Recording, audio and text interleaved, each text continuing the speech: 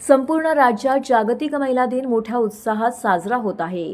शिवसेनेच्या वतीने जागतिक महिला दिनानिमित्त ठाण्यातील प्रभाग क्रमांक 19 मध्ये प्रादेशिक मनोरुग्णालयामध्ये महिला दिन मोठ्या उत्साहात साजरा करण्यात आला।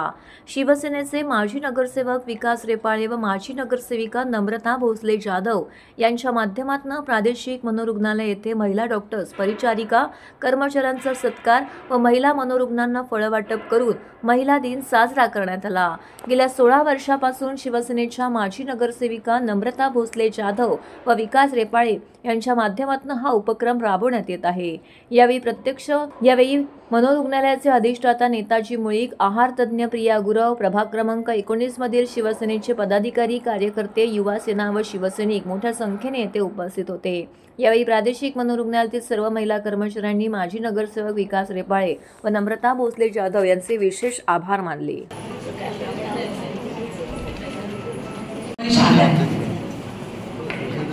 सर्व विभागातून वरती यायचंय।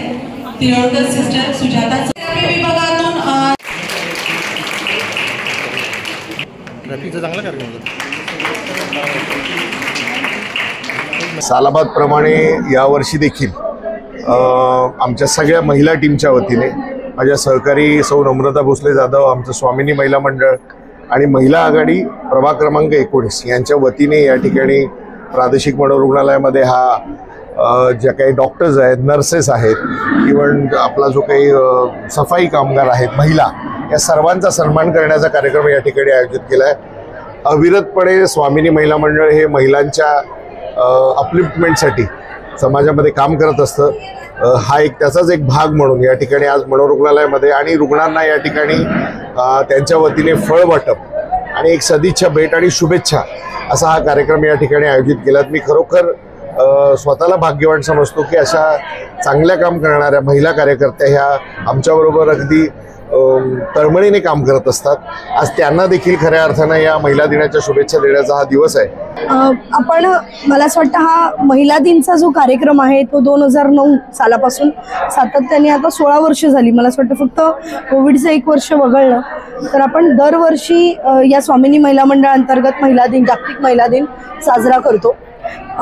साजरा करण्याचं कारण हेच की महिलांना सक्षमीकरण करणं आणि मोठं बनवणं हे तर आपलं आद्य कर्तव्य आहे, प्रत्येकाची जबाबदारी असते। मला असं वाटतं आम्ही राजकीय क्षेत्रात आहोत। राजकीय क्षेत्र हे निवडणुकांपुरतं असतं, परंतु खऱ्या अर्थाने आम्ही सामाजिक क्षेत्रातूनच काम करत वरती आलेलो आहोत। तर आमचं हे मूळ आहे आणि त्या मुळात कधी आपण मूळ सोडू नये असं मला असं वाटतं नेहमी। त्याच्यामुळे प्रत्येक वेळेला कोणतंही काम करत असताना एक सामाजिक भान हे नेहमीच राखलं पाहिजे। आणि मनोरुग्णालय हा परिसर कायमस्वरूपी आमच्या प्रभागाशी जोडलेला आहे। त्याच्यामुळे कोणतंही काम करताना आपण जेव्हा कोणती पत्रिका देताना मला असं वाटतं जेव्हा आपण गणपतीला पहिली पत्रिका देतो त्याच पद्धतीने आमचं सामाजिक कार्य सुरुवात जी करतो आम्ही त्यावेळेला हे मनोरुग्णालयात एक छोटासा कार्यक्रम तरी आम्ही आयोजित करतो। आणि मला असं वाटतं ही एक वेगळी एनर्जी आहे, एक वेगळी आम्ही काम करत असतो।